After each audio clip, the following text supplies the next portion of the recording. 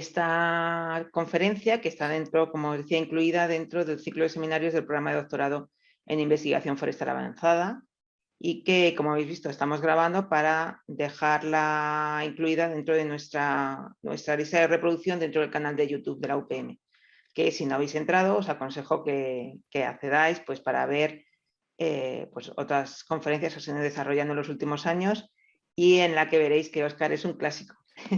Es un clásico porque es un muy buen amigo que siempre se ofrece a mostrar su trabajo, y además este trabajo que se ha ido desarrollando a lo largo de estos últimos años bueno, pues en crear estos modelos para, como dice el título de la charla de hoy, para comprender complejos, o sea, procesos ecológicos complejos, ¿no? Entonces, yo creo que todos los años, bueno, no todos los años, las veces que has estado en los últimos años, ha sido un placer, pues bueno, contar contigo. Siempre tenemos que agradecer esa generosidad por acudir siempre a la llamada del programa de doctorado, y luego ir viendo la evolución de los diferentes trabajos que has ido realizando, ¿no? Óscar además tiene una mayor participación todavía en el doctorado de la UPM, ya que el curso pasado y este curso ha desarrollado una actividad formativa para doctorandos especialmente dirigida al área doctoral de tecnologías agrarias, forestales y del medio ambiente, que es un curso de estadística para recursos naturales, se llama Statistics for Natural Resources, ¿no? Que se da también online, y que, pues eso, es parte de las actividades formativas que se abren a todos los estudiantes de la UPM, pero sobre todo para aquellos que están desarrollando su tesis doctoral en el área doctoral de agrarias, forestal y del medio ambiente. Si tenéis interés en este curso, este año se va a celebrar en 4 días, el 5 y 6 y 11 y 12 me parece, o 12 y 13, perdón, 12 y 13 de mayo. Son jueves y viernes de las 2 primeras semanas de mayo. ¿Vale? Y si tenéis interés, pues os podéis apuntar bien a través de la página de Eventos UPM o en el blog del programa de doctorado nuestro, programa de doctorado de investigación forestal avanzada, dentro de los blogs de la UPM, y podéis acceder ahí a toda la información. Yo os animo a que, bueno, primero reviséis la información y luego que participéis en el curso, que es un curso muy interesante, muy relajado, eso. Y luego ya, si además tenéis más interés, a finales de mayo hay otro curso que este año es nuevo también, que Óscar va a desarrollar sobre estadística bayesiana, que ya no sé si vas a contar algo aquí o si no, Sí, pues siempre hablo de estadística ya bayesiana, lo ya podréis sabes. ver allí, ¿vale?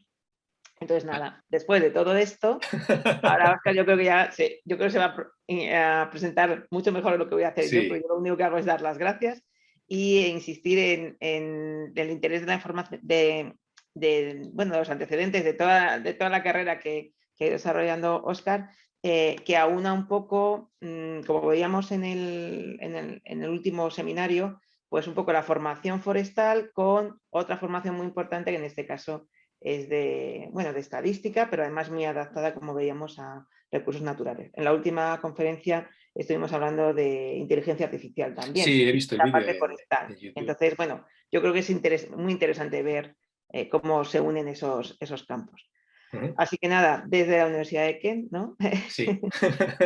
Y bueno, ahora nos va a contar Óscar un Ahora me poco presento su yo. periplo y cuáles son sus últimos trabajos. Y de nuevo, pues una vez más, muchísimas gracias, Óscar. Es un placer contar contigo siempre, tanto para esto como para los cursos que he anunciado. Y nada, como decíamos antes, yo creo que podemos guardar las preguntas en el chat. Lo vemos luego a última hora, ¿no? Y quien quiera, pues puede abrir también el micro y Sí, plantear igual incluso cualquier. mejor, así ¿Vale? escuchar alguna voz y no hablar solo. Muy bien, ¿vale? Pues nada, pues Vale. muchísimas gracias y cuando Venga, quieras. gracias a ti. Bueno, pues como ha dicho Sonia, pues hoy toca hablar un poco, sí. Esta vez toca hablar de modelos espaciales para comprender complejos procesos ecológicos. Pero antes de todo quiero eh, presentarme un poco yo. Como dice Sonia, yo soy un poco de la casa. Yo empecé en la universidad, empecé forestales en 2002, ¿okay? Y me une con todos vosotros algo que creo que todo el que está allí ha tenido, es frustración. O sea, como estudiante todos nos hemos frustrado, ¿vale? Y yo me frustré con anatomía y fisiología vegetal, fíjate por dónde, la que todo el mundo aprobaba. y el año que la aprobé me fui. Me fui a, me fui a la Universidad de Oviedo a terminar.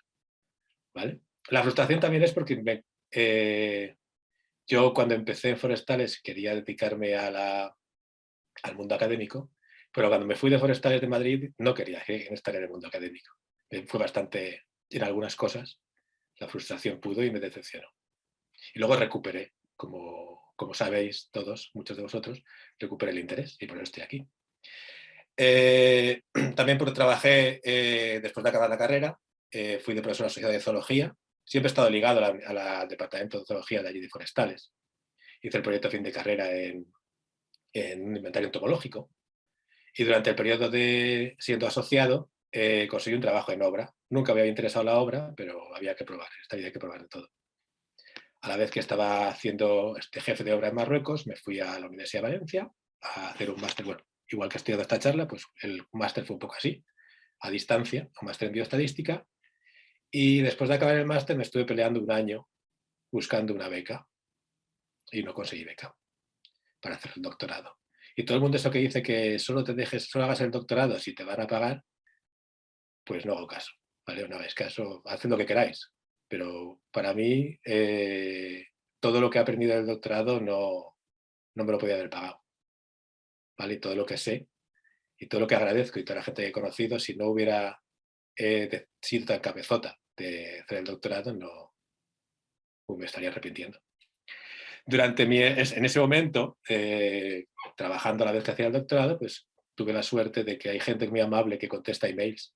Y eso es que siempre hay que agradecerlo a gente que no te conoce, y yo siempre lo intento. ¿Vale? Yo cuando alguien me escribe un email preguntando dudas, o no tengo vergüenza de preguntar dudas por email a gente que no conozco, pues envío un email a la universidad a una magnífica persona, a Marta Blanquiardo en Imperial College, que es epidemióloga, haciendo modelos espaciotemporales, y me acogió en sus brazos y me tutorizó mi doctorado. Después de eso dejé ya el trabajo en industria y empecé a trabajar en universidades por fin. O sea, todo el esfuerzo ha merecido la pena. Todo el esfuerzo de trabajar a la vez que estudiaba y todo eso ha merecido la pena porque estoy donde quiero estar. Entonces he estado de postdoc durante 3 años, creo que está en mala fecha eso. O sea, bueno, de 3 años, 2 años aquí en Kent, y salí una plaza de lecturer que es como ayudante doctor. Sí, ayudante doctor, es el primer acceso aquí es lecturer.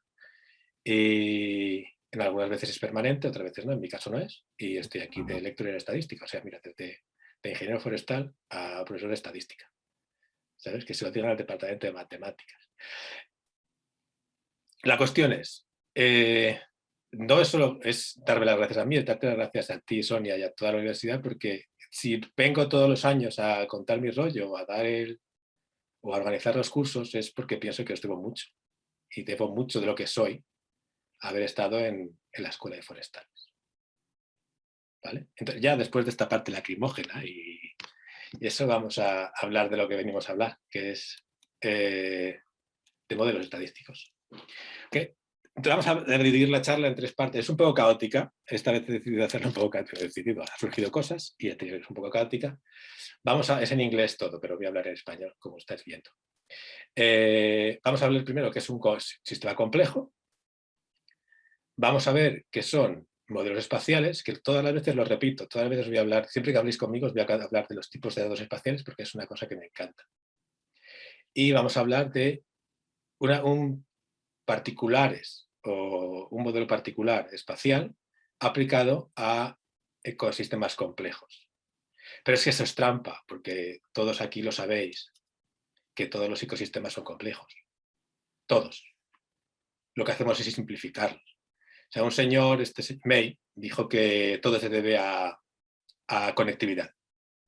Y no hay nada más conectado entre especies, entre individuos, entre características fisiológicas, que un ecosistema. Lo que es que normalmente, si vamos a un estudio, vamos a estudiar una planta, como vemos aquí, nos centramos en ese árbol, nos centramos en esas mariposas, y hacemos un estudio y nos enfrentamos al problema, simplificándolo a la mínima esencia. Pero al final lo que tenemos en realidad es esto, ¿vale? Tenemos no, ¿se ve mi ratón? No sé si se ve el ratón. ¿Se ve el ratón que se mueve? No lo sé, si no, no pasa nada. ¿Sí? Sí se Bueno, ve. tenemos este árbol, es este árbol de la izquierda, ¿vale? Estamos aquí, pero es que para que esté ese árbol también tiene que haber un pájaro que ha tenido que traer la semilla, o ha venido un señor a plantarlo, o otros animales, o las raíces de otra planta. Todo está relacionado. Y es muy difícil explicar eso, es muy difícil modelizar o entender un ecosistema si tenemos en cuenta todo. Por suerte o por desgracia, hay modelos que se han empezado a desarrollar o que se desarrollaban ya, pero se están simplificando para poder abordar este tipo de problemas o este tipo de sistemas tan complejos. La cosa es, normalmente, nosotros tenemos los datos así, ¿vale? En la hierba tenemos todo distribuido y para facilitarnos las cosas lo que hacemos es lo juntamos. Entonces, mantenemos un orden o creamos un orden, aunque sea artificial, aunque no sea real, para intentar entender nuestro problema, para intentar afrontar nuestro problema y buscar una solución, aunque sea entender un poquito lo que tenemos en mente. ¿Vale? Esto es lo normal. Y lo normal es cómo normalmente modelizamos. Imaginaos, tenemos un campo, ¿vale? Un área, una parcela con muchos árboles, distintas especies, y tenemos la vegetación. Normalmente lo que hacemos, desde un punto de vista estadístico y gráficamente, es esto. O sea, la presencia del árbol está asociada linealmente a un tipo de vegetación. Y hacemos un modelo. Digo vegetación, todas las variables que queráis. ¿Vale? Pero hay más cosas. Estamos en un área, todo, como siempre digo, todo lo que haga nuestro vecino nos afecta a nosotros. Entonces, la situación espacial de dónde está una especie, haciendo un modelo de este tipo, en principio no la tenemos en cuenta. Y si la tenemos en cuenta, esas coordenadas, es con los errores, con los residuos. A mí me suena fatal, es una de las cosas que odio de la estadística tradicional, de la estadística de la probabilística, se puede decir, ¿no? Es que trates las cosas o lo que te sobra son residuos, porque no lo son. ¿Vale? A veces son más importantes. ¿Vale? Entonces, hay más cosas diferentes a la regresión, a ese respuesta de presencia de un árbol con un montón de variables y luego añadir unos residuos. Sí, hay algunas, cada vez que me sale una notificación de esta no me deja pasar la diapositiva. Hay algunas cosas, hay algunos modelos tradicionales que te dejan, tradicionales o más complejos, que te dejan entender cómo funciona. Un ejemplo claro es los SM, los Structural Equation Modeling. Al final estos son muchas regresiones, ¿vale? Que lo que te hace es que vienen de problemas sociológicos, de modelos sociológicos, de relaciones, que te intentan relacionar las variables y que tú puedes añadir esa componente espacial. Pero no deja de ser un artificio, ¿vale? Yo he hecho un artículo sobre esto, está ahí abajo, si lo queréis leer, muy bonito, los dibujos eran muy chulos, sobre la presencia de jaguares en Brasil y cómo le afectaba la presencia de los distintos tipos de paisaje, o la fragmentación del paisaje o la densidad de carreteras. ¿Vale? Y lo que hicimos fue introducir en el modelo de autorregresión los efectos de las coordenadas. ¿Vale? Y también luego unos pesos. ¿Vale? Pero sigue siendo un artificio, no estamos incluyendo de verdad, estamos intentando ajustar el modelo añadiendo unas variables que en cierto modo no están representando de manera natural cómo se relacionan los distintos puntos, ¿vale? Simplemente ajustan, pero la relación entre puntos es muy importante, ¿vale? Este artículo quedó muy chulo, nos costó, como todo en esta vida, nos costó Dios ayuda que alguien lo publicara, pero al final salió, está en Nature, Scientific Report in Nature, y hicimos un análisis muy bonito del efecto de carreteras, efectos directos e indirectos de carreteras y paisajes en la presencia de jaguares. ¿Vale? Muy chulo. Tenéis ahí, cuando si queréis mirarlo, encantado, si queréis discutirlo, también. La idea es eso, es un modelo muy simple desde un punto de vista estadístico. De hecho, hablas con estadísticos y te dicen que no es un modelo estadístico. Pero bueno, en esta vida hay que ser un poco, hay que tener la mente abierta y cuando colaboras con gente, sobre todo si eres segundo autor, tercer autor, o haces un paper de estos como que lo habían escrito los cantores de Hispalis, todos juntos ahí, 35 autores, pues te tienes que ajustar a lo que quiere el primero, ¿vale? Y esta persona quería un modelo de este tipo. Ya está. Tú tienes que adaptarte. Al final eres el que das el conocimiento, ¿vale? Entonces el modelo no es el que yo hubiera elegido, pero todos estamos contentos. Y es muy interesante. Pero vale, imaginaos que está bien, ¿vale? Todos sabemos que hay más cosas, pero hay cosas que no podemos ver. Hay cosas que nosotros vamos al campo, ¿vale? Fuimos a ver la vegetación.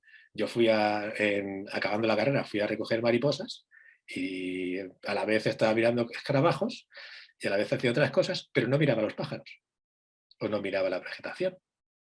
Y si hubiera querido hacer un modelo interesante para resolver ese problema, esos datos no los hubiera perdido, ¿vale? Y la estadística tradicional, eso lo mete todo en ese cajón desastre que son el error, que son los residuos, que es horrible la palabra, ¿vale? Entonces, imaginaos que vamos, o sea, es tan fácil como pensar lo que dijo Laplace, ¿vale? Es una frase que me gusta mucho porque define un poco el pensamiento bayesiano y empieza a introducirlo, ¿vale? Nosotros no sabemos mucho, sabemos un poquito y lo que no sabemos es enorme, ¿vale? En la estadística bayesiana, cómo nació y cómo se fundó y cómo fue para intentar añadir unos efectos para reducir esas incertidumbres, ¿vale? Entendiendo que no sabemos todo, sabemos lo que vemos, pero podemos darle un nombre, no es un error. ¿Vale? No puede ser que casi todo el modelo, al final, que es lo que pasa, esté basado en el error, ¿vale? Entonces imagínate que falta información, ¿vale? Como por ejemplo, mira, aquí tenemos a un grupo de gente cantando. Tenemos a los hermanos Carmona, tenemos a un cuarteto de cuerda, un quinteto de cuerda, y este es Kiko Veneno. Dices, ¿qué hacen entre estos tres tíos juntos? Pues lo que les une, no lo hemos visto, es un tío que canta con chándal, hace Tangana, que los juntó para cantar, ¿vale? Pero nosotros fuimos a ver a los Carmona, a Kiko Veneno, y no nos fijamos en la parte, en esa variable, en esa información en la que no estuvimos pendientes, ¿vale? Esa información que no lo hayamos capturado, podemos incluirla en un efecto, en lugar de un residuo, ¿vale? En un efecto espacial. Y es la clave de cómo entender la estadística espacial. La estadística espacial utiliza las coordenadas como información, ¿vale? Entonces, imaginaros, nos hemos olvidado la diafología, pero la componente espacial hubiera tenido esa información. Y tú puedes decir, oye, tenemos un peso en la variable espacial que puede deberse a información diafológica, vegetación acompañante que no tenemos capturada, pero tenemos un peso y esa componente espacial que en un modelo tradicional está incluido los errores, va a tener un intervalo de confianza, va a tener unos coeficientes, va a tener un rango, vas a ver si es aleatorio en la relación espacial o si es positiva o es negativa. ¿Vale? Algo que en los errores sería un error. ¿Vale? Pero es que es muy difícil, ¿vale? Y no sabemos cómo trabajar con esto. Eso es cierto, es muy complicado. Para eso está la estadística espacial. Y como todas mis charlas, como he dicho al principio, vamos a hablar de estadística espacial. En estadística espacial podemos diferenciar en tres grandes grupos la información, ¿vale? Un grupo serían los datos geoestadísticos. Es cuando los puntos están siempre en el mismo sitio, ¿vale? Imaginaros, por ejemplo, un teatro. ¿Vale? Los asientos del teatro están ocupados o vacíos, pero siempre están ahí, ¿vale? Esos son datos geoestadísticos. Lectores de polución, como tenemos aquí en Londres. O sea, es todo lo que no se mueve, lo que es fijo. Por ejemplo, están haciendo camera trapping, las cámaras, si no las mueves, están fijas, ¿vale? Eso es datos geoestadísticos. Si están haciendo trampas, un trampeo, también, ¿vale? Datos geoestadísticos. Por otro lado, tenemos datos espaciales. Datos espaciales se dividen en dos. Son datos áreas, ¿vale? o Lattice, que son como, da igual la forma en realidad, comunidades autónomas, en un mapa de vegetación, los parches de vegetación, un grid, todo lo que es un área se mete aquí dentro, ¿vale? Y lo que haces aquí en realidad es trabajar con las relaciones entre varias vecinas, ¿vale? Es lo que hace este tipo de modelos. Y luego, el último y más interesante son los Spatial Point Patterns, ¿vale? Son datos que cambian a lo largo del tiempo, datos que no son fijos. Un ejemplo claro es tú vas a muestrear, vas haciendo un transecto y tú capturas el punto.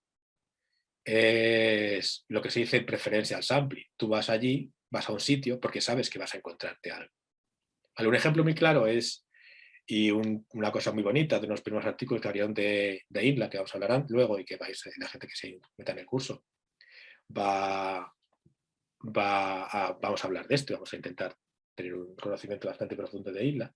Esta gente, cuando empezó a trabajarlo, dijo, vamos a hacer un modelo con datos de un inventario de gorilas. La gente sabía dónde estaban los gorilas. Hicieron un muestreo primero y luego hicieron un muestreo para ver las zonas y luego cogieron datos con drones. Lógicamente los drones iban solo a los sitios donde había gorilas antes. Esos datos, la primera vez que se hizo, se trabajaron como datos geoestadísticos, son datos fijos. Pero no es verdad, porque tú has ido allí, no has ido a otra zona asumiendo que ahí no hay nada.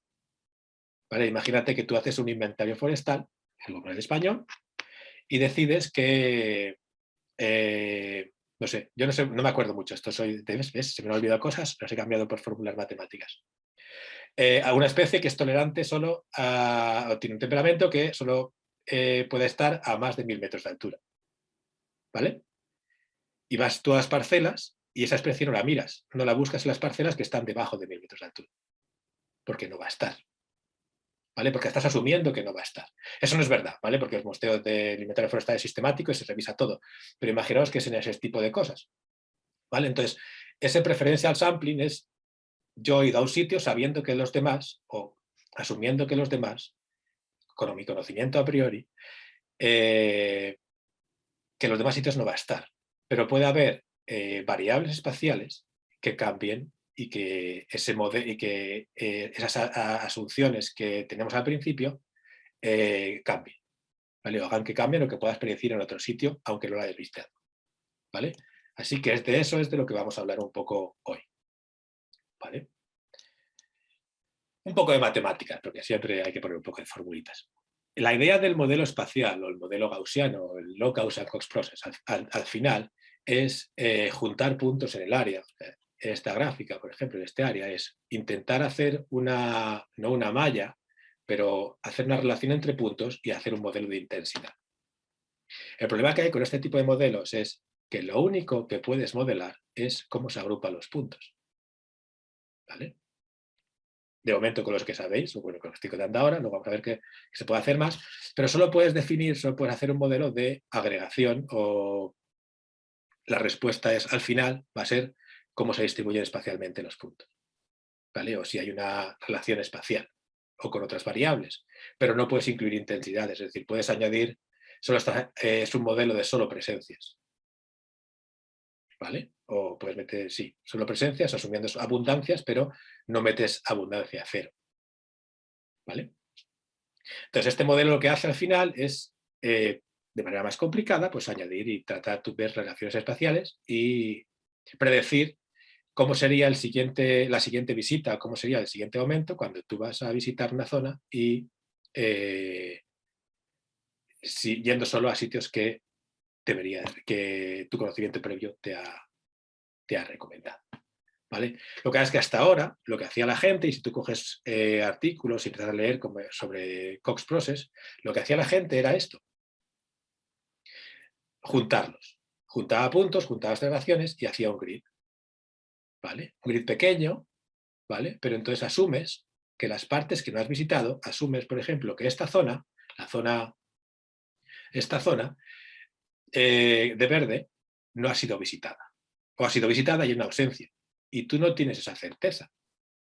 Entonces ya estás asumiendo cosas que no son verdad, pero nos estamos facilitando las cosas para construir un modelo que podemos manejar.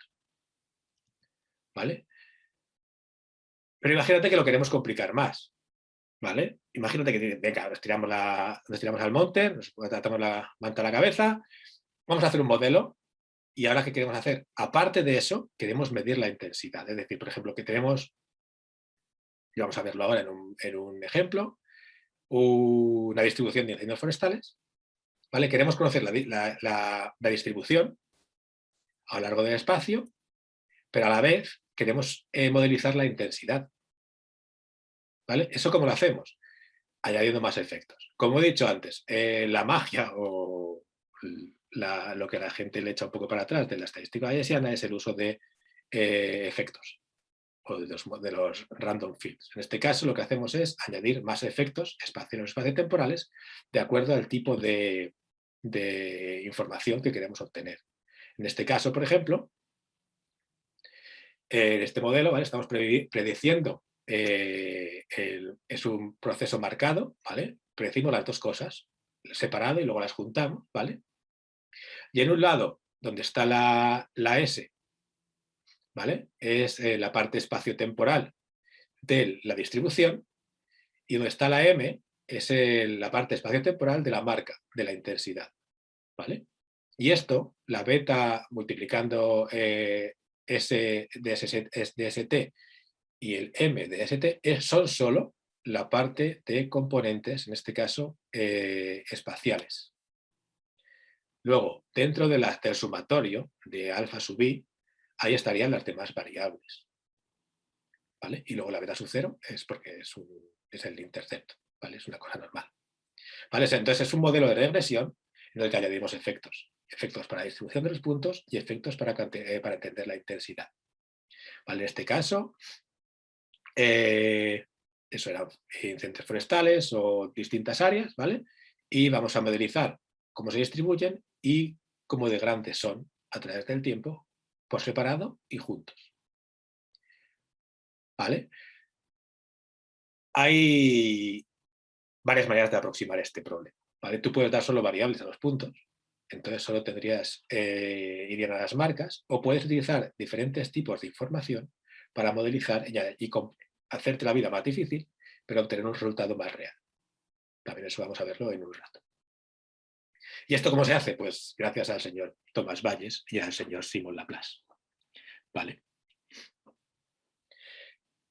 Sin ellos, primero por Tomás Valles y luego por Laplace, sin ellos no sería posible hacer este tipo de cosas, porque hasta ahora, en estadística tradicional, en estadística frecuentista, no hay modelos espaciotemporales. Entonces, si tú quieres hacer un modelo espacial de una manera normal, de una manera asequible, tienes que ir a teorema de Bayes. ¿Vale? ¿Cuál es el problema con estas cosas? Que hasta hace poco era muy lento. Tardaba horas, tardaba días en correr el modelo. ¿Vale? Tú utilizabas las cadenas de Markov, MCMC, corrías tu modelo y ¡puf! Como la estadística bayesiana se basa mucho en iteraciones, en trabajar con los datos, en simulaciones, lleva mucho tiempo. Pero por suerte vinieron los señores que diseñaron, desarrollaron INLA y INLABRU y ahora hacen más fácil. Lo que antes eran semanas de modelización, ahora son horas. Lo que antes era un mes, ahora son semanas. A veces es intratable y a veces tarda un montón. Pero parece que estoy vendiendo libros. Tenía que haber puesto el tuyo, Sonia, por si acaso. Pero gracias a ellos y a su facilidad de trabajar, podemos afrontar este tipo de problemas. ¿Vale? Y ahora todos los modelos epidemiológicos se empezaron a hacer con esto, luego han evolucionado y mucha gente está utilizando otros tipos de lenguajes, pero esta aproximación facilita y es un atajo para obtener resultados bastante válidos y no válidos, bastante similares a los que conseguiríamos con lo más preciso, que sería a lo mejor una cadena de Markov, ¿vale? Y requiriendo mucho menos tiempo. Vamos a hacer dos ejemplos, ¿vale? En estos dos ejemplos vamos a hablar de dos tipos de problemas similares pero distintos.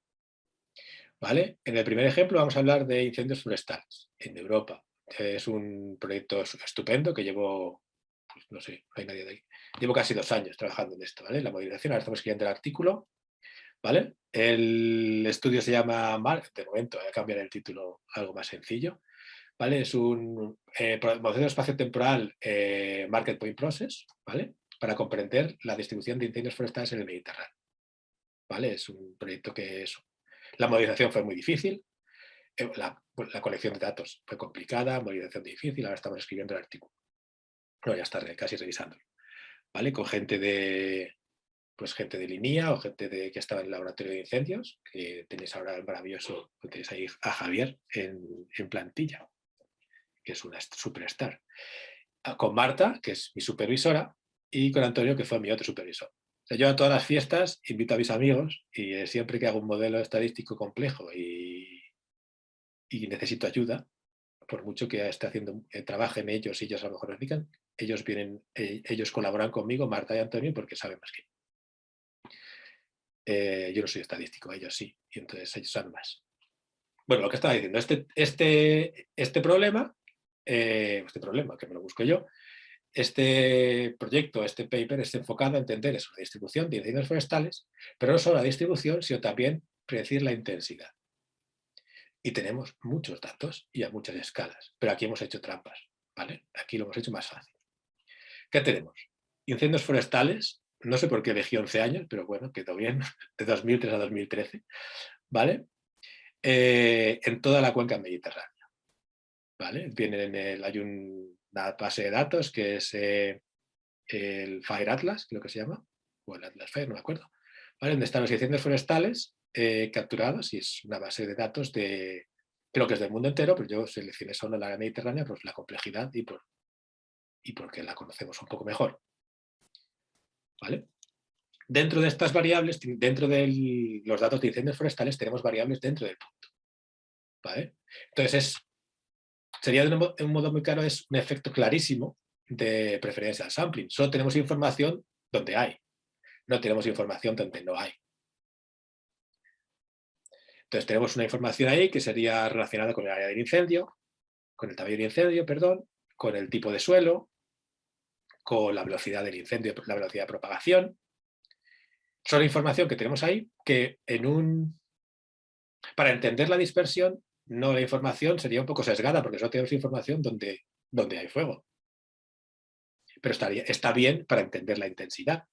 Entonces es un ejemplo también claro para utilizar un proceso marcado, ¿vale? ¿Qué más datos tenemos? Pues después de mucho luchar, tenemos variables socioeconómicas de distintos países de la cuenca mediterránea. No están todas las que queremos, pero están las que podemos, ¿vale? Muchos países no comparten su Producto Interior Bruto. Muchos países, información que por ejemplo nos gustaría es gasto de inversión en prevención de incendios forestales. Lógicamente muchos países no tienen o no comparten esa información, entonces tenemos que reducir a variables socioeconómicas comunes en otros tipos de estudios más sociológicos, ¿vale? Entonces tenemos densidades, porcentaje de inversión en 3 áreas importantes, que sean la agricultura, industria y servicios, la población rural y el Producto Interior Bruto, que bueno, que algunos no me lo creía mucho, pero hay que aceptarlo. Luego tenemos el drought code. El drought code es un dato que da información de cómo se cuesta el suelo, que es muy importante a la hora de evaluar la distribución o evaluar la probabilidad de presencia de un incendio forestal. El problema de aquí es que la densidad es un dato simulado, ¿vale? Y está en un área, están en grids muy grandes. La información en realidad no es muy precisa. Y entonces lo que hacemos es juntar todo. O sea, todos esos datos que habéis visto, toda esa información, la vamos a meter ahí, ¿vale? Vamos a meter todo dentro de ese alfa x sub i st, ¿vale? Va a estar ahí. Sobre todo que hay más fórmulas, esta solo era para atrás para que lo queráis. ¿Vale? Entonces tenemos desde abajo hasta arriba serían los datos socioeconómicos, ¿vale? Lo he simplificado, ¿vale? La capa A serían los datos socioeconómicos, la capa B serían el draw code, simplemente porque está en una distinta escala. La capa C serían los puntos con todas las variables, ¿vale? Y luego ya iría la modelización. La modelización, como he contado otras veces, hoy me lo he saltado porque he pensado que no era importante, se basa en una triangulación, en una malla, ¿vale? Toda la relación espacial la relacionamos la pasamos en una malla de acuerdo a los vértices o a los puntos que tenemos, ¿vale? Esa información viene dada por los puntos y por nuestro conocimiento, porque tenemos que dar una información tenemos que dar el margen de cómo de lejos queremos predecir, por ejemplo, ¿vale?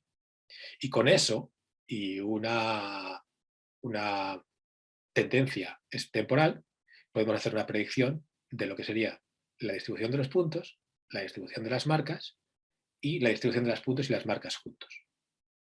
¿Vale? Parece muy difícil. Es difícil, es complicado. Pero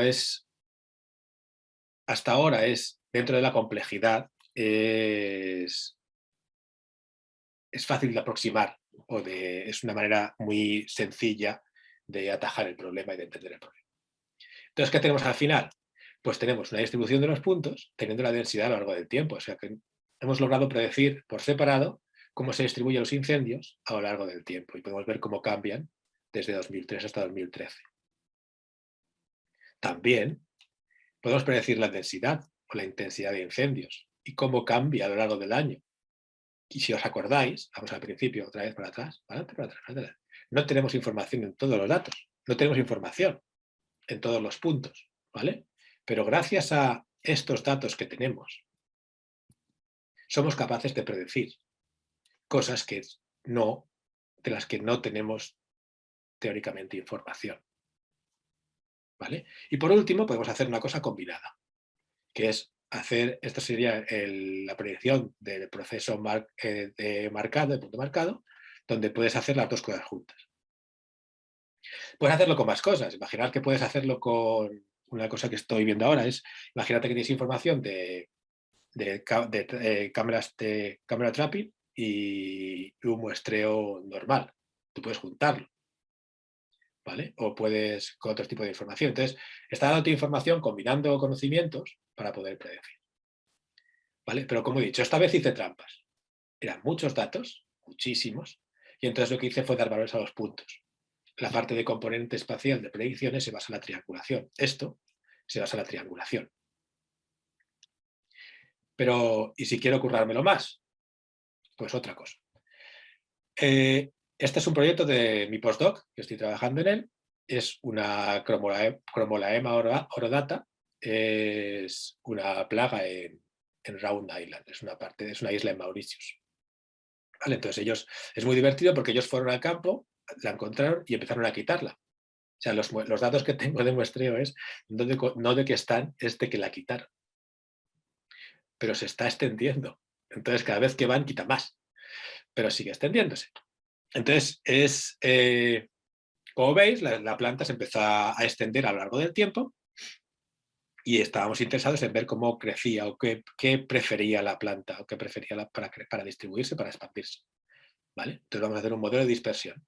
Hay mucha gente que utiliza otras cosas, utiliza otras aproximaciones, pero pensamos que aquí, al incluir el valor de la dispersión, pero aparte en cada punto tenemos un número determinado de plantas, podemos añadir más información y entender más cómo se desarrolla la planta.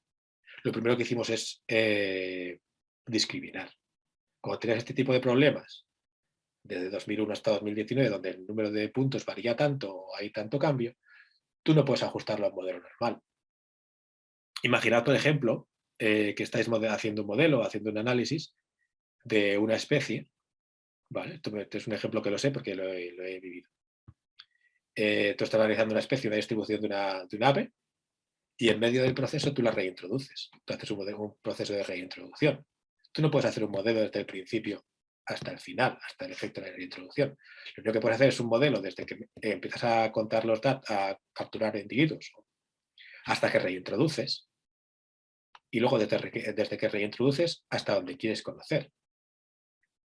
¿Vale? En este caso, por ejemplo, imagina de 2003, hacemos un estudio de 2003 a 2018, pero en 2010 se reintrodujeron especies. La pendiente o la variabilidad de individuos o cómo crece la población ha cambiado porque tú has no me sale la palabra, has introducido una variable más o has modificado el estudio añadiendo individuos. ¿Vale? Entonces es algo que no puedes dar continuidad, tienes que partirlo. Entonces en este caso lo que hicimos fue, mira, pues desde 2016 a 2019 parece que es creciente, no varía tanto, pues hacemos un estudio de 2016 a 2019. ¿Y qué hacemos? No teníamos nada de información porque allí en Round Island no cogen muchos datos, iban a quitar las plantas. O sea, imaginad que,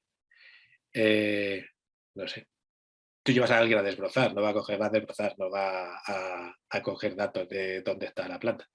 ¿Vale? Pues estos los técnicos del campo y fueron allí a quitar plantas, entonces no teníamos información y cogimos información del modelo digital del terreno. ¿Vale? Entonces tenemos altitud, tenemos pendiente y tenemos orientación. Todo en esta escala a nivel de isla. En este caso, ¿qué pasa? Que yo estoy interesado en predecir realmente bien fuera de los puntos donde se ha cortado la planta. Entonces, esta información va a ir a la parte del punto, a la parte del proceso, ¿vale? ¿Problemas que te da esto? Que no puedes darle el valor al punto, tienes que introducir la información separada. Pero al final cuesta tiempo, lleva tiempo, pero los resultados son estupendos.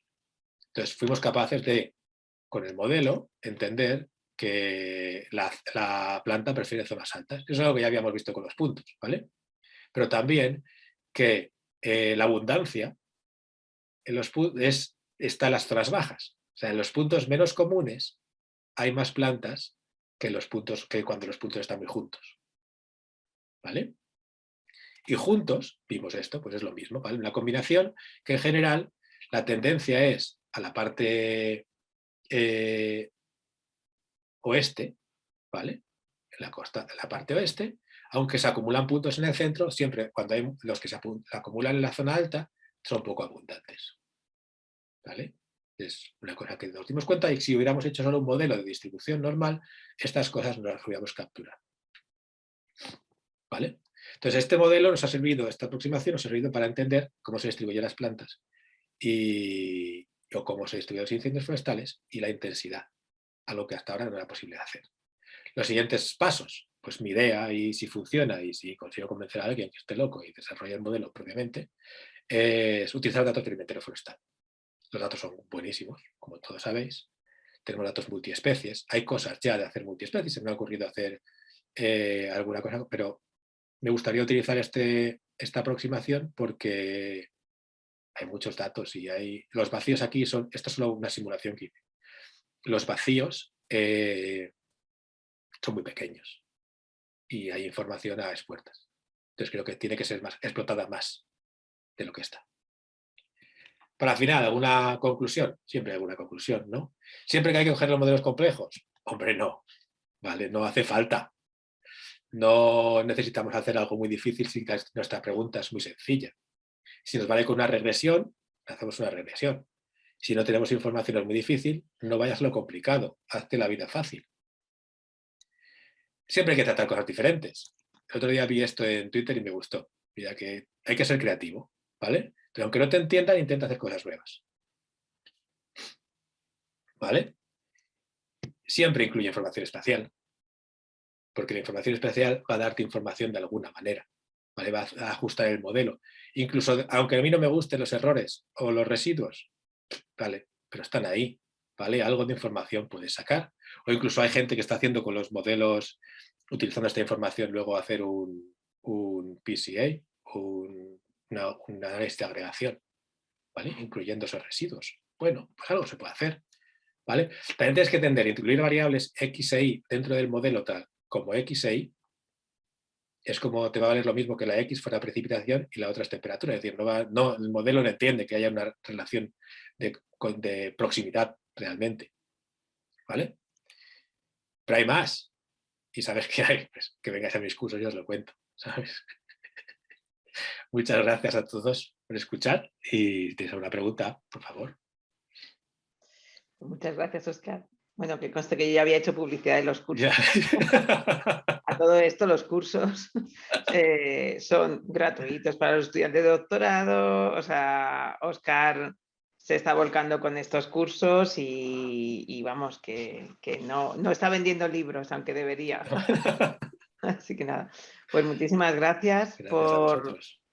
por tus reflexiones y tu presentación y tu charla, pero la presentación como encima poner esas fotos, pues yo creo que Hay que hacer vamos, algo yo divertido. me voy riendo sola.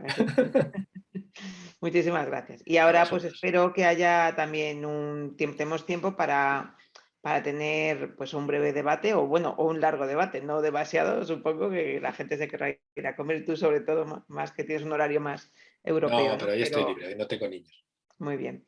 Pues nada, entonces, todos los que estáis aquí, si queréis, como no somos muchísimos, pues podéis abrir vuestro micrófono. Ujú. Creo que sí que podéis y lanzar a Óscar vuestras preguntas, aunque sea para saludar. Sí. Venga, ¿quién se anima?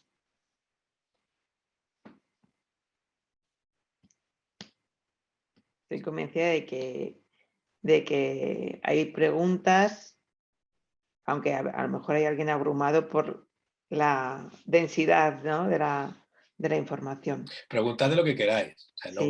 O sea, no hay. O sea, el otro día, por ejemplo, estuvisteis, o los que estuvisteis, preguntasteis Ujú. sí, A Ignacio, sí. a Ignacio que si había, por ejemplo, una pregunta que me chocó, bueno, me chocó la respuesta, la Mm. afirmación tan rotunda sobre si había que aprender Python.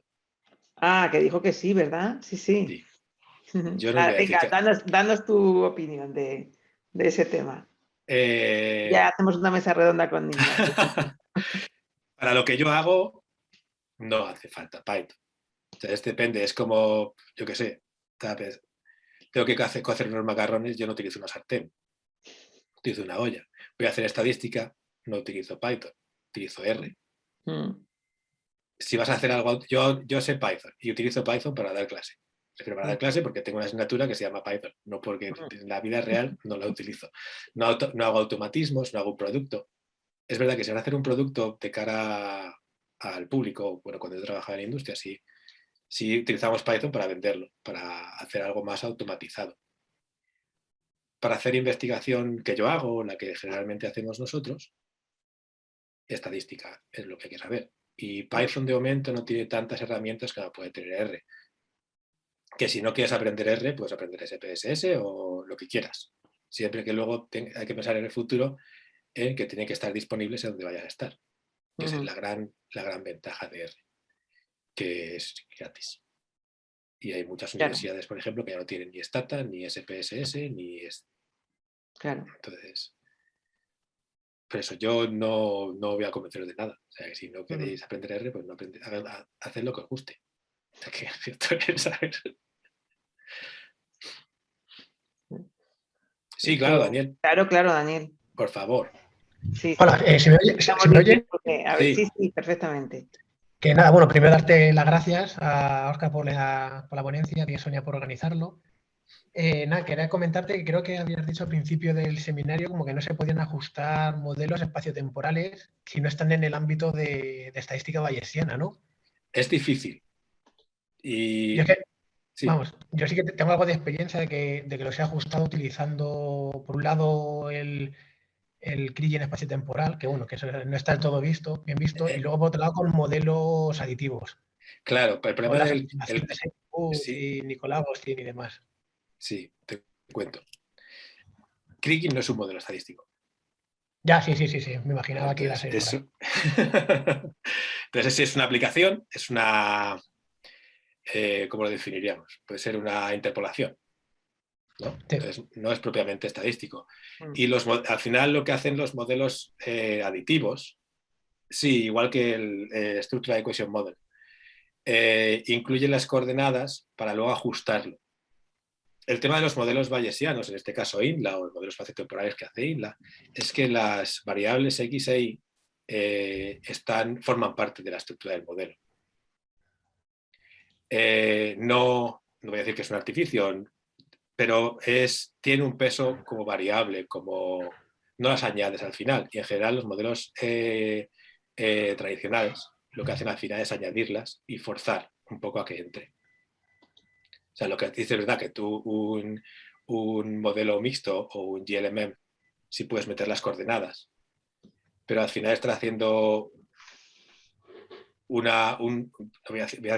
decirlo como un sobreesfuerzo para meter esas variables. Y los modelos bayesianos en este caso lo que hacen es esa componente espacial está dentro de un efecto independiente de todo lo demás.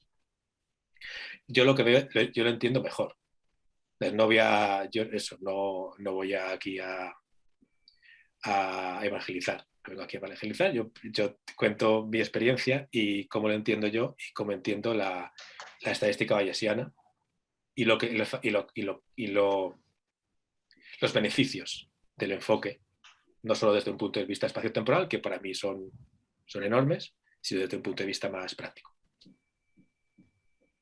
Vale, sí, bueno, claro, pero luego lo que decías, ¿no? También la complicación, ¿no? De utilizar INLA o sea, yo estuve en un seminario de estos de hace años de estadística bayesiana de INLA, que estaba Dan Simpson y demás, y bueno, la verdad es que lo veías en las fórmulas y te daba un patatús. La cosa es que llega un punto que no hay que hacer caso a las fórmulas. No, pero es verdad, yo es verdad, como empecé con INLA, pues igual que tú. En el doctorado, pues me fui a un curso de 3 días, creo que fue a San Andrews, 4 días, San Andrews, con Dan Simpson, con Gianni Nilian, o sea, con la gente que lo estaba montando, la gente que lo montó. Y si las partes que hablaban de matemáticas, y no desconectaba. Y es verdad que luego, después del curso, intenté hacer los modelos y tampoco me salían. Porque claro, tú vas a un curso y te hacen los toy examples, los ejercicios que son fantásticos, que son fáciles, pero luego llega la vida real y no hay manera. Y entonces aprendí al final, pues como he dicho, con Marta, que también tiene un libro, pero más real. Y yo lo recomiendo totalmente, y más ahora con Isla Blue, a tope, porque sí, es algo que yo creo que no hay nada actualmente de estadística frecuentista que te pueda dar lo que te da estadística bayesiana. No hablo solo de INLA, también hablo de otros paquetes como puede ser STAN o otros tipos de modelización. O HMM, hay un modelo de movimiento. O sea, es lo que te da la estadística bayesiana de entender los datos sin tener todos los datos. Para mí es una maravilla. Pero eso, para mí, como he dicho, yo no te voy a convencer. No es mi... O sea, no vengo a vender una moto. No. Nada, pues era sobre eso. Muchas gracias. Muchas gracias, Daniel. Muy bien. ¿Alguna pregunta más? Venga, seguro. O comentario. Sí, a mí me gustaría... Hola, Sonia. Sonia. Hola, Antonio, perdona. Uy, como he dicho Sonia, me he ido ya al termino. ¿Qué tal? ¿Qué tal, Antonio? Muchas gracias, Óscar, por la presentación. Bueno, yo la verdad es que soy un iniciado en el mundo de la ciencia de datos y verdaderamente tengo muy poca experiencia y estoy un poco en el proceso de entender los conceptos básicos. Entonces, bueno, todo el tema estadístico verdaderamente me lleva un poco, o sea, está un poco por encima de mi conocimiento por el momento. O sea, tengo unas ideas muy básicas, pero hay una cosa que me gustaría comentar, y es que en referencia a la charla del otro día de Ignacio, hablabais, por ejemplo, del tema de Python y de R, que parece ser que quedó muy, o sea, que todo el mundo como que se sorprendió un poquito con el tema de que todo el mundo se metiera en Python en vez de meterse en R. Pero me gustaría preguntarte qué diferencia hay entre generar estos modelos estadísticos que yo llamaría, y no me entiendas mal, esto es un poco mi forma de entenderlo, pero yo llamaría analógicos, o sea, desde un punto de vista de la fórmula, de plantear el modelo de una forma analógica, a diferencia de generar pues, modelos por ejemplo, por aprendizaje automático, que te puedan, digamos, con un dataset muy bestia, meterle todo eso y por aprendizaje automático pues pueda aprender de cero a entender cuál es tu caso de uso que necesitas. Entonces, a partir de ahí te saque un modelo que tú puedas aplicar en Sí. en otras zonas, por ejemplo, en el caso espacial.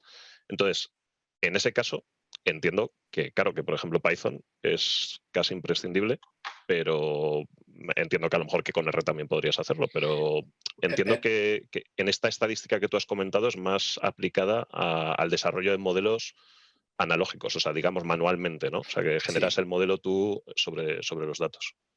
El primer barrera que te encuentras, y a mí me ha pasado mucho hablando cuando vas a un congreso de estadística, dices que tú haces un modelo con 100 datos, con 100, un dataset de 100 puntos. Ellos no hacen eso, ellos lo hacen con mucho. Y en ecología tú normalmente no tienes, o sea, si en el inventario forestal tienes 90.000 puntos, eso es verdad. Pero por norma general, el volumen de datos es muy pequeño. Entonces, el uso de inteligencia artificial, machine learning, cuando no tienes suficientes datos, es matar moscas a cañonazos. También, normalmente, en mi caso, por ejemplo, trabajo en métodos o sea, en métodos no, en problemas o muy concretos, no generalizo. Entonces, no un modelo generalista o una aproximación generalista que podría darte Python no me vale. Son situaciones muy complicadas, muy particulares que un modelo de machine learning no te podría dar. También es verdad que machine learning, como funciona, utiliza modelos muy simples. ¿Vale? En realidad lo que hay detrás de este tipo de cosas son regresiones más simples, hablándote como tú has dicho. Yo utilizo los modelos que yo hago son manuales, como quien dice, pero simples para mí es una regresión. Un modelo lineal es muy simple. Hay cosas que no son posibles, no es posible automatizarlas actualmente. Y otro de los problemas que hay con Python, por ejemplo, en este caso, es que hay muy pocos paquetes de desarrollo de estadística bayesiana. Entonces son cosas, yo no estoy, como he dicho, no estoy en contra de, pero son cosas que valen para distintos. O sea, como dices tú, si tienes un enorme dataset, datos, por ejemplo, socioeconómicos del mundo, o cosas así, o datos muy trillados, sí, entonces hacer una inteligencia artificial, hacerte un modelo y tener una aplicación y hacerte los cálculos tú solo. Pero para situaciones más complejas, más concretas, tienes que ir a mano. Es la manera de... porque no puedes generalizar. No sé si me he explicado bien. Sí, sí, mi objetivo, o sea, vamos, no era un poco entrar en el debate de si es Sí, mejor uno o el otro, no, es un pero poco yo entender qué es mejor para cada uno de los casos. Eso es lo que claro, tú o estás sea, comentando, justamente. sí, pues si tú hablas, yo qué sé, pues está ahí Aitor, que apareció tarde, te ha apuntado Aitor. No te has fijado, ¿no? Ahora le damos la palabra para que se excuse. Sí. No, pero yo, por ejemplo, es eso, yo sí doy clase cuando aquí en estadística, si hablamos de Python, si hablamos de Machine Learning y haces un poco de cosas, sí, que son muy repetitivas, como dices, un conteo, cosas que si hay mucha información, sí puedes hacerlo, porque te ahorras y te ahorras en la parte de utilizar la cabeza, como quien dice, ¿vale? También, Sí, lo haces a fuerza bruta un poco, ¿no? eso es. Pero es eso, es matar. El problema de estas cosas es fuerza bruta y al final no ajusta tan bien, porque no. Ahora le ha dado vergüenza y se ha puesto la cara. Porque estás utilizando datos muy generales. Es decir, yo, por ejemplo, no puedo hacer un modelo de incendios forestales del Mediterráneo utilizando también información de California Sí, claro. o de Australia. Y para hacer un modelo de Machine Learning necesito ese volumen de datos. Cuanto más tenga, mejor. Burro grande, ande o no ande. Entonces, es eso, es distintas cosas. De lo que te digo, yo no voy a hacer, no quiero debate. O sea, yo sé las dos cosas, las he tenido que aprender porque las he tenido que aprender, pero las enseño distintas y las que uso en mi día a día de real, mi día de que me hace feliz, que es el de hacer investigación y ser. Pero porque yo hago Vale. eso, porque yo hago estadística. Y una pregunta, respecto al tema de generar modelos analógicos, un poco por hacer referencia a ese tipo de modelos, que es lo que has estado enseñando Sí. tú, por ejemplo, el caso este de la isla que has presentado, Ujú. igual que, por ejemplo, para el tema del Machine Learning, tienes que tener, en el caso de una identificación por imagen, tienes que tener un dataset de cada una de las etiquetas, mínimo a lo mejor 50 imágenes o 100 imágenes. En el caso de un modelo analógico, ese tipo de, por un poco siguiendo por lo que has estado comentando, no tienes esa limitación, o sea, tú puedes generar modelos sin tener una representación tan Ahí está la buena del dataset. parte, ahí está la parte de la estadística bayesiana, la magia de la estadística bayesiana, porque lo que hace es utilizar iteraciones. En un modelo frecuentista, creo que tienes que tener tantas observaciones más una con respecto a los parámetros que metes. Creo que es así. Bueno, yo es que como no hablo de modelo frecuentista mucho, pues... Vale, pero en estadística bayesiana es menos limitado porque se basa en iteraciones. Es verdad que luego puedes hacer bootstrapping, hacer una modificación añadiendo más, o sea, jugando con la muestra. Pero con la estadística bayesiana sobre todo estos modelos están enfocados para no tener tantos datos. Vale, pues ahí es quizás donde ya me supera, porque ahí la estadística bayesiana aún no la controlo, o sea que el día que la controle a lo mejor ya podemos Antonio, te puedes hablar un poquito apuntar de al ese tema. curso, ¿eh? O sea que... Sí, lo sé. Si fuera por tiempo, me apuntaba, Ya de me verdad. imagino, Sí. ¿Puedo Bueno, pues muchas apuntar gracias, ahora? Oscar. A ti, gracias. Héctor, ¿no? Héctor, venga, anda, habla. He llegado tarde y molestando. Encima. Es lo que voy a decirte, vamos, a ver, si quieres pasamos, primero tienes que contestar unas preguntas para ver si te has enterado de la charla, o sea que... No he visto la charla, lo siento. He llegado tarde. Era un poco de responder a Antonio. Creo que es importante. Me ha gustado eso de los modelos analógicos, porque en realidad no son analógicos, o si lo son, tanto como el Machine Learning. Sí, pero se refiere a que son más, sí, que no son entrenados, tanto como Machine Learning es más entrenamiento. Sí, que tienen una interacción más de interpretación humana. A ver, esa era un poco mi forma de expresarlo. O sea, que tienen como una interpretación humana más activa que en el caso del Machine Learning. No, pero es verdad que el Machine Learning también tiene una base analógica, o sea que claro, es una red neuronal al final. Pero la clave de eso es que el modelo que tú ajustas sea más pequeño y más dirigido por el investigador, es decir, más basado en hipótesis, o sea, más una cosa de no tengo demasiadas hipótesis, le meto un montón de variables y vamos a ver qué me devuelve el modelo.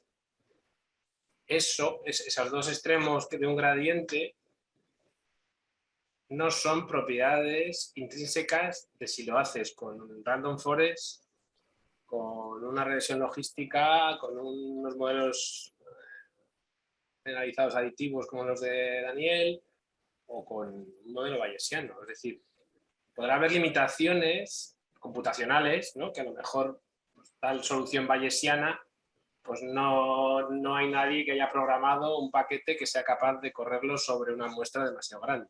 Y sin embargo, pues hay un montón de soluciones de Machine Learning que, como vienen justamente de ahí, de solucionar problemas de muchos datos, pues ya están optimizadas para eso.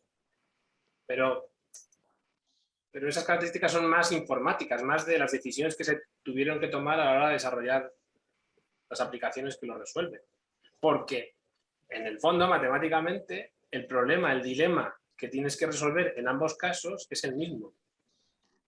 Que es, tienes unas hipótesis preestablecidas que tú vas a ir a presentarle los datos y para ver si eso se cumple o no se cumple y en función de si se cumple o no, dar por bueno el modelo y después aplicarlo, o vas a ir buscando las que se generen las hipótesis a partir de los datos.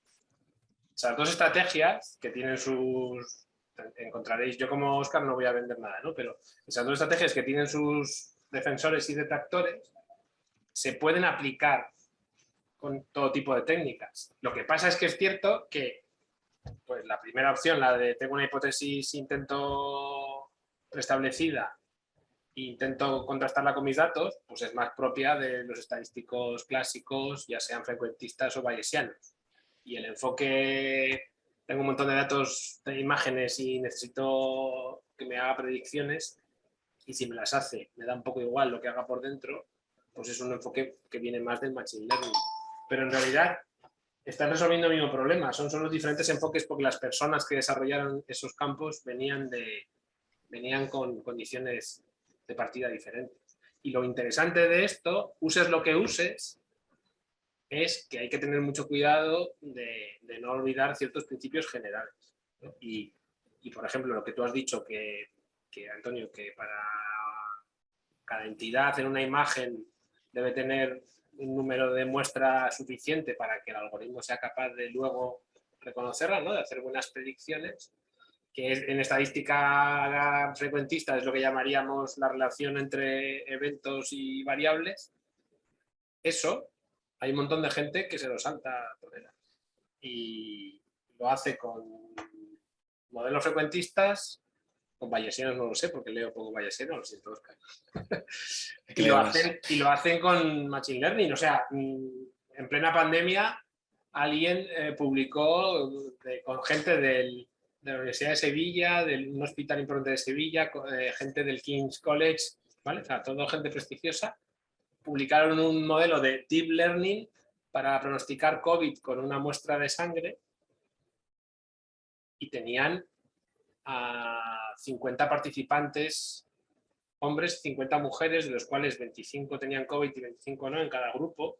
Hicieron un árbol de clasificación para cada grupo, o sea, para hombres y mujeres, y los árboles tenían la rama en el nivel inferior más complejo, tenían 20 ramas, una cosa así. O sea, que no tocaban a más de 3 pacientes con COVID, no, eran dos pacientes con COVID por cada rama. Había ramas que eran edad mayor o menor de 37 años.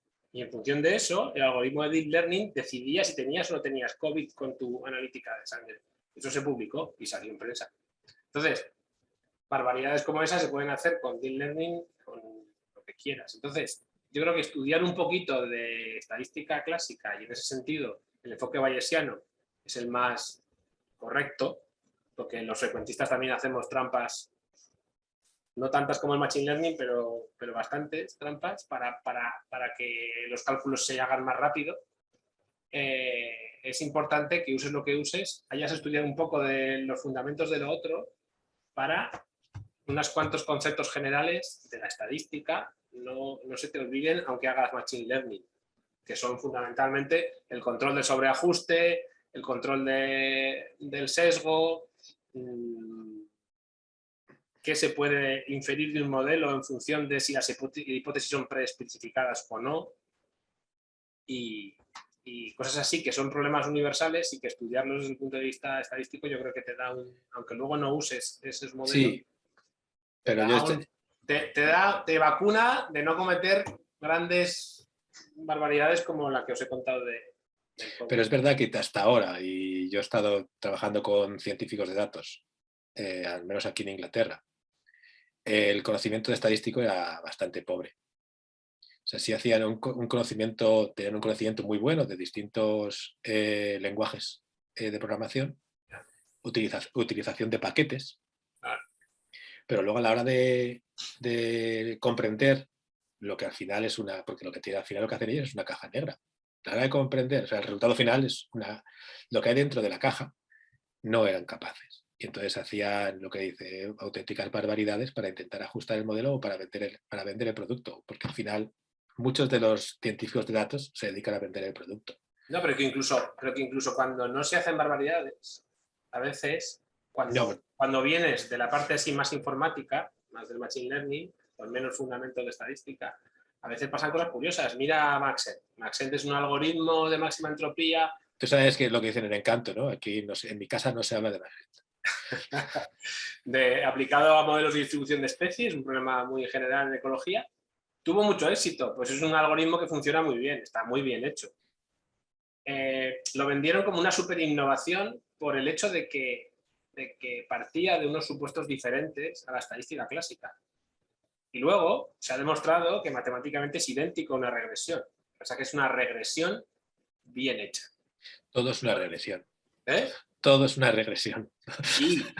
Y los autores de Maxent, que son unos tíos muy competentes no me acuerdo de la Universidad Americana,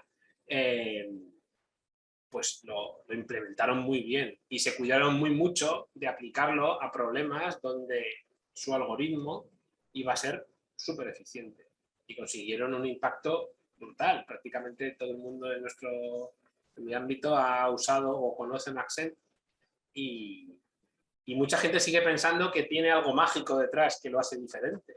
Entonces, entender que es una regresión, aunque lo uses Maxent, yo no digo abandonar Maxent, como es una regresión, dejad de usar Maxent. No, usad Maxent, pero entended que es una regresión. Y por lo tanto, entended que os viene bien estudiar fundamentos de regresión y no cometer los típicos errores que no cometería un estadístico frecuentista clásico con el tamaño de muestra, con la correlación entre variables, o con eso, o con la preespecificación de las hipótesis, o con la flexibilidad de la respuesta de las variables, no sé, con las técnicas de regularización, con regresión incluso, Óscar, con la SU, puedes tener modelos donde haya más variables que observaciones, que individuos, que sujetos. Es decir, los modelos de genómica muchas veces en medicina tienes pocos pacientes, cuando digo pocos me refiero a unas decenas, 40 o 50, que tienen o no tienen la enfermedad, y a lo mejor los del laboratorio de genética te han sacado 350 genes que expresan o no expresan. Entonces, hay una solución para ese tipo de matrices, no sé cómo se dice en castellano, dispersas, con muchos ceros, y está basada en regresión, que es la SU de Sirani. Entonces, ¿hay que usar la SU o un algoritmo de inteligencia artificial para eso? Pues no lo sé, pero si vas a trabajar en ese entorno, estúdiate la estadística clásica aplicada a ese problema, que seguramente que te va a dar unos fundamentos, sobre todo unas precauciones que tomar a la hora de echar un vistazo a los datos y intentar apreciar, digamos, el trabajo que los estadísticos llevan haciendo pues, los últimos 120 años. Me he quedado ahí viejuno el asunto, pero...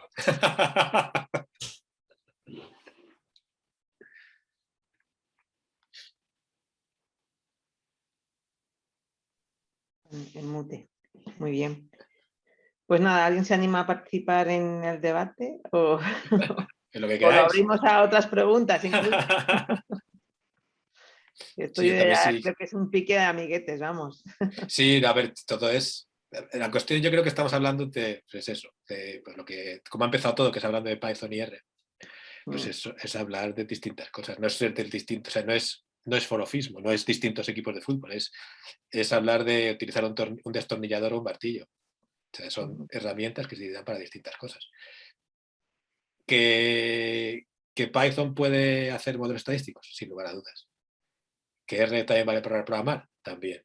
Pero no ha sido pensados ni para uno para una cosa y de otro para la otra. No, y todo tiene sus límites. La gente de modelos mixtos, no sé si hay alguien por aquí que haya trabajado con eso, el que desarrollaba el paquete así más potente en R de esto, se pasó, llegó un momento que ya no daba para más R de velocidad, y se pasó a Julia. Pues bueno, yo de momento nunca he tenido que hacer un modelo mixto que me haya exigido pasarme a Julia, pues me ha ahorrado aprender Julia. Pero habrá un día pues que a lo mejor toca aprenderlo. Pero bueno, pues es una herramienta, ¿no? A mí ese debate, o sea, yo de ese debate intentaría huir del de Python y R, aunque sé que vuelve y me centraría más en esto otro, en no dejar de leer o de estudiar unas cuantas cosas básicas de estadística. Yo qué sé, sé perfectamente que si hago un test de comparación de medias frecuentista con datos binarios, sé que está mal hecho, que incumple las normas matemáticas y que para hacerlo bien hay que hacerlo en plan bayesiano. Entonces, sigo haciéndolo frecuentista, porque no me he puesto... Pero alguna vez he leído sobre eso y eso me da como una perspectiva y no me creo que mi resultado en mi ordenador es la verdad absoluta y asumo que... Yo hice un curso de bayesiano antes de INLA y todo esto y Y entonces el profesor, una de las cosas que se entretuvo fue en demostrarnos que una regresión ajustada con un prior uniforme daba los mismos coeficientes que hacerlo con GLM. Lo que pasa es que GLM tardaba, en el ejemplo aquel, pues creo que eran una tercera, no sean 3 segundos o 4 segundos, y el algoritmo que usaba en ese momento, que entiendo que ha mejorado mucho, pues tardaba media hora. Pero entender que una regresión frecuentista es una forma barata de hacer una regresión correcta bayesiana con un prior uniforme, pues eso, aunque no lo hagas, te abre un montón en la mente y te coloca en... Yo, si me permitís, abrir otro melón. Es un tema que, a ver, es que al final pues eso, todas estas cosas que habláis, al final me suenan muchas cosas, pero no entiendo muchas otras. Entonces, en el caso de, hablando otra vez con los mismos términos que antes, ¿tendría algún sentido dentro de un manual de buenas prácticas, como quien dice, hacer un modelo, pues un modelo analógico, como el que he dicho antes, un modelo, digamos, estadístico, al que luego, o sea, porque por ejemplo, imaginaros que no tenéis un dataset muy grande, entonces hacéis un modelo analógico para ese caso, porque es muy específico, y luego ese modelo os sirve para generar datos sintéticos, o sea, de los datos que no son de medición directa, sino que son datos que ya has pasado por un modelo para generarlos, y entonces incrementas tu dataset. ¿Tiene algún sentido ese dataset luego meterlo dentro de un modelo de Machine Learning, o te va a dar algún tipo, o sea, o vas a interpretar lo mismo, o vas a hacer algún tipo de overfitting, digamos, sin saberlo? O sea, ¿tiene algún sentido incrementar con el modelo analógico la cantidad de datos que tienes disponibles para luego meterlos en un modelo, por ejemplo, de aprendizaje automático? Pero son la cantidad de variables, quieres decir, o de predictores. O sea, para aumentar la cantidad de datos, o sea, no de variables, sino de datos, de observaciones. Sí. O sea, simular que tienes más con un modelo inicial, sí. Eso ya se hace. Es mejor hacer bootstrap para eso, ¿no? Sí, lo que hace bootstrapping, vale. Sí. Bootstrapping. Pero también se hace en estadística bayesiana, tenemos una cosa que se llama data augmentation, que con una es parecido al bootstrapping, pero simulaciones, y entonces tú creas más datos. Pero sí tienes el riesgo del overfitting, pero si utilizas un algoritmo para crear más datos. Mi duda es cuál es el objetivo de eso. Claro, la pregunta es, si tú has creado un modelo previamente, digamos, desde un punto de vista estadístico, si de alguna forma te va a dar algún valor añadido el pasarlo luego por una red neuronal que directamente en bruto te haga un análisis de todos esos datos. O sea, si tú vas a llegar a una conclusión diferente que la que tú sacaste inicialmente con el modelo que has creado. Probablemente no, porque como dices ahora, está haciendo un overfitting, porque está dando... va a haber una o sea, si es crear, es una de las dudas que tengo yo, de los problemas que veo yo con el data augmentation, porque la idea al final es, imagina que tú tienes sabes de una información, unas observaciones que siguen una distribución normal, pero tú tienes solo 100 observaciones, ¿vale? Pues tú haces data augmentation aumentando esas observaciones a 1000, ¿vale? Todos los datos van a seguir la curva. Lo que haces es llenar más huecos, hacer más puntos juntos. Pero al final es verdad que todo sale de los datos iniciales. Entonces, si le metes una aleatoriedad, o sea, algún tipo de random que pueda generar, o sea, que pueda simular que es un medio cambiante, por eso, o sea, un poco... pero eso tiene que tener un objetivo, es lo que te quiero decir. Eso lo puedes hacer, por ejemplo, porque estás haciendo un análisis metodológico, ¿no? Y quieres hacer, yo qué sé, plantear tres estrategias de modelización. Cuando digo estrategias me refiero a los diferentes tipos de variables, o a lo mejor diferentes algoritmos, o diferentes formas de tomar la muestra, o lo que sea, que te interesa en tu problema. Y quieres comparar esas opciones metodológicas. En vez de hacerlo sobre una muestra real, cuya verdad no conoces, pues te interesa hacerlo sobre una muestra simulada, donde la verdad la conoces tú. Y una forma de que esa muestra simulada no sea demasiado simplista es coger datos reales, ajustar un modelo, del tipo que sea, y luego generar datos simulados con ese modelo y, como decías tú, con un factor de estocasticidad, ¿no? Pero ahí como que está muy claro para qué quieres muchos datos, porque estás en la cocina, ¿no? Y necesitas, para comparar diferentes situaciones, pues... Pero si no estás en una situación de ese tipo, me cuesta trabajo pensar en qué otro tipo de situación puede ser útil pedirle a un modelo que te simule información. Como dices, para crear un modelo de entrenamiento, pero...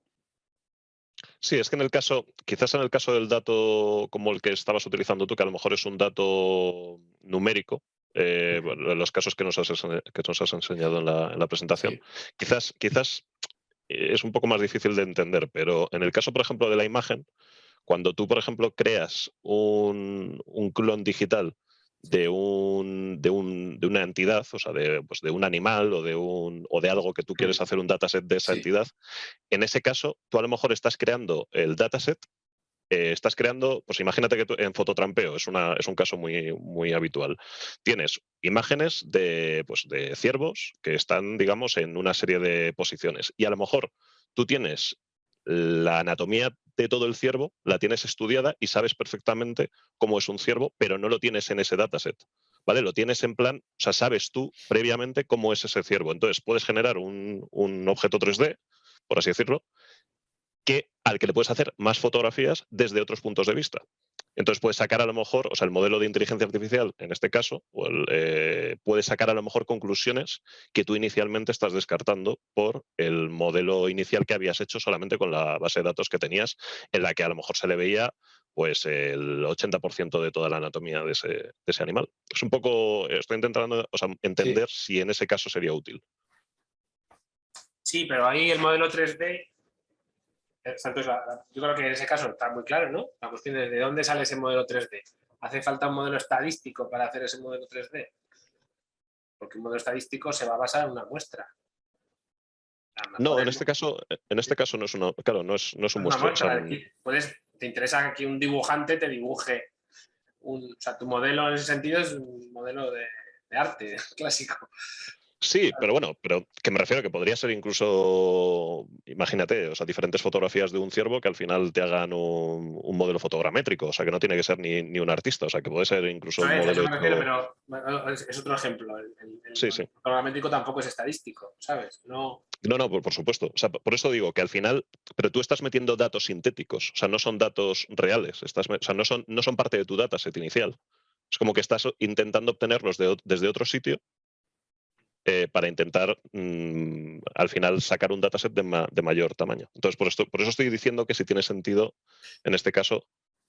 Yo creo que tiene sentido en el caso que tú expones, precisamente porque el modelo sintético que tú vas a usar para hacer las 100 fotografías desde los 100 ángulos y entrenar con eso a la red neuronal, porque digamos ese modelo sintético que tú le ofreces es tu verdad. Sí, es la certeza. Has obtenido de la forma claro. que sea. Si ese modelo sintético lo alimentamos con un modelo estadístico, que no es la verdad, sino que es Vale. es la representación muestral Correcto. de una realidad, en realidad lo único que estás haciendo es como el bootstrap, es decir, estás haciendo como tomando muchas muestras muchas veces, aunque sea con el modelo de por medio. O sea, yo creo que la bondad de tu idea, de tu planteamiento, es que ese modelo sintético tiene un valor en sí mismo, que un modelo estadístico. Sí, ya te he entendido, sí. O sea, justamente quizás el ejemplo que he puesto no es el mejor porque en este caso... Claro. Yo no digo que no, pero tiene que ser un ejemplo como el que yo te decía, por ejemplo, donde el objetivo del análisis es como muy orientado, ¿no? Sí, pero que el origen al final es un modelo, no es otro dataset. O sea, esto es como si cogieras, pues eso, lo que dices tú, coges la verdad desde otro sitio y lo alimentas dentro del sistema. Pero claro, no está basado en un... Claro, es como, imagínate en el caso del fototrampeo que decías. Dices, pues imagínate que quieres comparar resultados de una modelización a partir de, ¿cómo serían? A partir de datos de fototrampeo y a partir de datos de un seguimiento con collares GPS. Entonces, podrías, y Supón que no tienes ni fotos de fototrampeo y tienes pocos datos GPS, porque el GPS se estropeó a las pocas semanas. Como tu objetivo es metodológico, ver cómo le va a influir, por ejemplo, a un modelo de los de Oscar, el hecho de que lo alimentes con más cantidad de datos que vienen del GPS y que están espacialmente muy correlacionados y temporalmente muy correlacionados entre sí, por definición, o alimentarlo con datos de fototrampeo, donde los datos dependen más de cómo coloques las trampas y de la biología de la especie y tal. ¿Tú te interesa cómo de sensible o de robusto es el método que Oscar te propone en INLA ante esas dos situaciones, que son situaciones de la vida real que te puedes encontrar, que alguien te pase datos, alguien haya decidido estudiar una población animal con fototrampeo y un colega del mismo en la zona de al lado tenía dinero o ha decidido poner un GPS? Entonces, podrías hacer, como el objetivo metodológico, podrías decir, cojo los datos GPS que tengo, que son pocos. Como son pocos, les ajusto un modelo estadístico que me intente sacar unos patrones de comportamiento medios. Con ese modelo estadístico genero muchos datos GPS inventados, simulados, con cierta estocasticidad. Y ahora voy a simular cámaras de fototrampeo y en función de, con un criterio espacial, si pasa o no pasa los datos GPS que yo he simulado por la cámara que yo he simulado, tengo un dataset simulado de fototrampeo que está funcionalmente relacionado con el dataset GPS que yo mismo he simulado. Y entonces, al final, haces el modelo de Oscar en los dos y sacas conclusiones. Entonces, ahí sí que puede tener sentido porque tu objetivo en realidad es comparar el efecto de dos estrategias de muestreo, o sea, del GPS y fototrampeo en el modelo final. Pero no podría sacar conclusiones biológicas, ecológicas sobre la especie en la zona esa. Porque sí, porque sigue sin ser la verdad absoluta, claro. Toda la información, que todo ese sistema que acabo de describir, toda la información que da sobre si a esa especie le gusta más el matorral o el bosque denso, depende de un número muy pequeño de posiciones GPS que tenías en tu muestra original, que es lo que es verdadero. Entonces, cualquier sesgo que haya en esa muestra inicial se te propaga al resto del sistema. Con lo cual, por mucho que tú has aumentado la muestra y has conseguido hacer tu estudio metodológico y a lo mejor tienes una buena respuesta para si alguien te pregunta si es mejor o cuáles son los inconvenientes y ventajas de usar GPS o fototrampeo, para lo que no tienes una buena respuesta es para decirle si el animal prefiere matorral o bosque. Porque está muy sesgada por el pequeño tamaño de muestra inicial. Entonces, claro, depende mucho del contexto y para poder hacer eso que propones tiene que ser un contexto donde tenga mucho sentido y las posibles pegas que pueda haber por el modelo estadístico inicial no importa. Hay que pensarlo mucho y por eso te digo que es interesante estudiar un poco de estadística convencional porque te va a dar como las líneas rojas que no debes superar en función de los objetivos que tengas.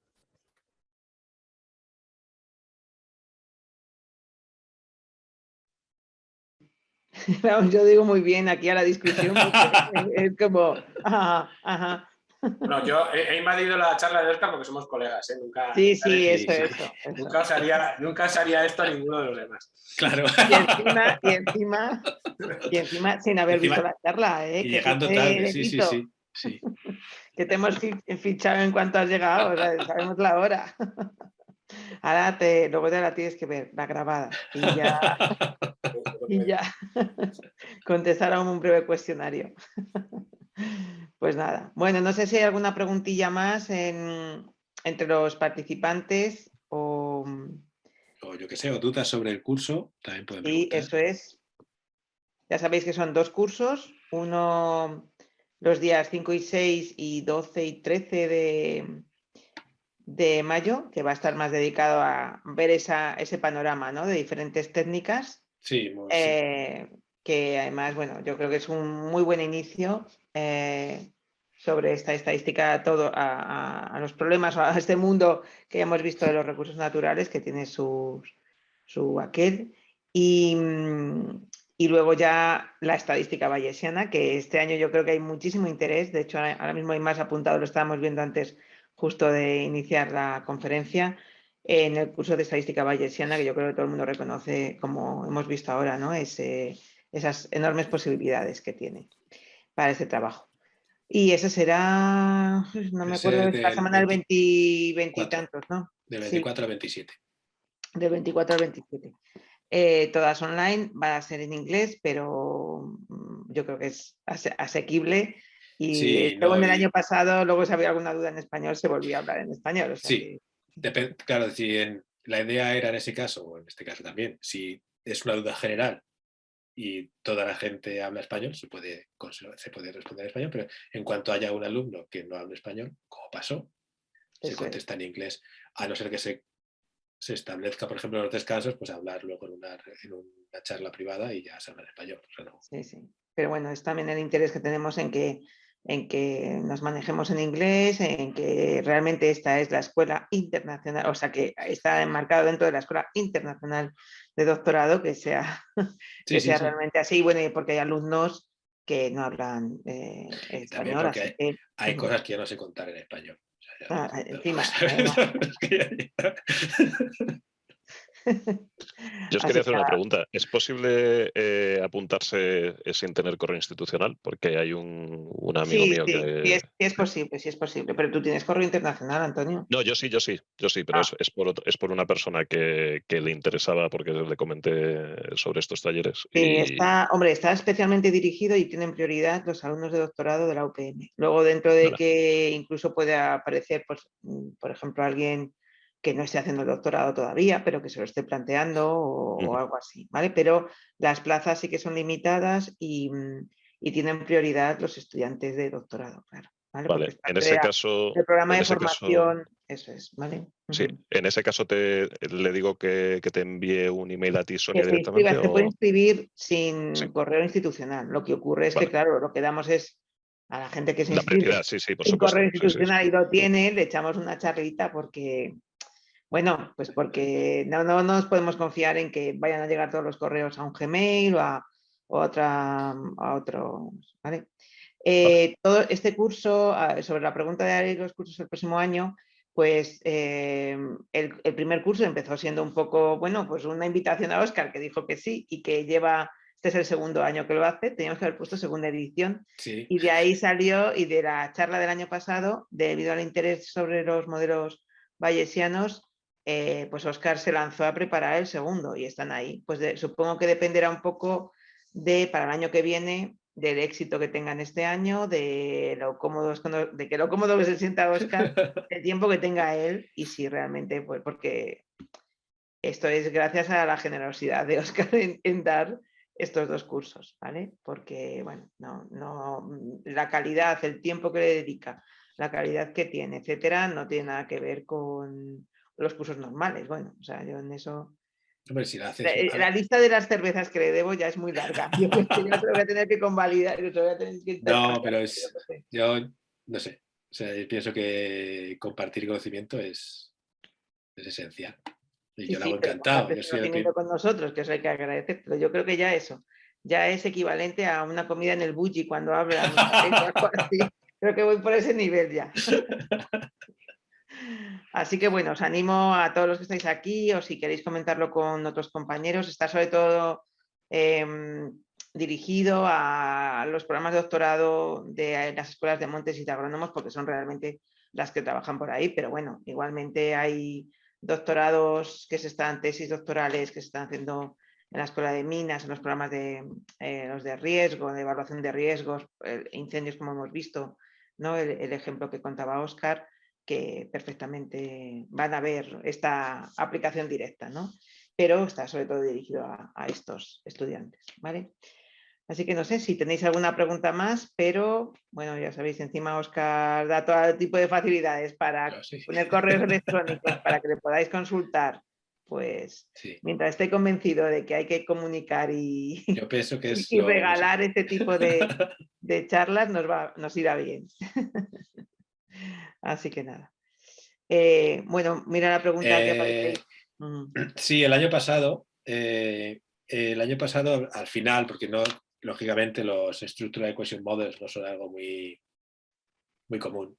Lo vimos el último día. También el año pasado fueron 5 días, este año son 4, pero bueno, sí, la idea es tratarlos, aunque sea al final, para entenderlos y utilizar algún ejemplo para modelizar. Bueno, yo no soy la que he hecho el curso, o sea, me refiero que no soy la que doy el curso ni la que lo he hecho, pero lo hablamos el año pasado, ¿no? Que también depende mucho de qué grupo de estudiantes se unan al curso, estén participando, porque claro, de hecho, si hay gente que ya tiene un poco de conocimiento, se puede avanzar mucho más. Si hay un grupo significativo, o sea, un subgrupo significativo que está empezando desde cero, pues es muy complicado, ¿no? Sí, lo que hicimos el año pasado es, al principio del curso yo pregunté si había algún interés particular. Y el último día pues se hizo un Q&A, al final es utilizando, es que me dio una paliza, me voy a echarme flores, pero había gente que preguntaba sobre particulares tipos de modelos y yo pues los he utilizado poco. La suerte que tengo es que, aunque no los he utilizado, los entiendo. Generalmente los modelos, la base matemática. Entonces fui capaz de algunos modelos explicarlos a gente que estaba especialmente interesada en estos. Pero creo que en el programa, además, no sé, bueno, creo que te lo envié a ti, o sí estaban los Structural Equation Models, sí estaban. Yo seguro. Está así, el programa está ya, o sea, desde el blog del IFA, del programa de doctorado IFA, tenéis acceso a los dos, tenéis el enlace a los dos eventos en UPM donde aparece el programa y donde aparece el enlace para la inscripción. Entonces ahí podéis verlo. ¿Vale? Muy bien. Pues si no hay más preguntas, yo creo que volvemos a agradecerte, Óscar, la participación. Como todavía estás en Kent y el Bulli no está abierto, todavía eso es, te libras. Me libro. Pero bueno, volvemos a agradecértelo sinceramente toda esta tu implicación con el programa y por todos estos días y conferencias que nos das, ¿no? Gracias a vosotros. Yo lo digo todos los años, me encantaría alguna vez poder ir a contarlo. Sé que la facilidad que da esto, porque se puede conectar gente de todos los sitios, es importante, pero sí, se echa un poco de menos no poder hacerlo en presencial. Sí. Lo malo es que nos hemos acostumbrado mucho a esto, porque hay otras cosas que hemos hecho aquí en presencial, luego se nota que... No, pues lo que hablamos, yo ahora tengo lo que llamamos el blended teaching. Tenemos gente en casa y gente en el aula y Sí, igual, al final yo creo que vamos todos a eso también. Así que nada, de nuevo una vez más, muchísimas gracias. Cuando vengas por aquí ya... A vosotros. Ya empezamos a pagar cañas con Aitor, creo que la mitad y la otra mitad yo.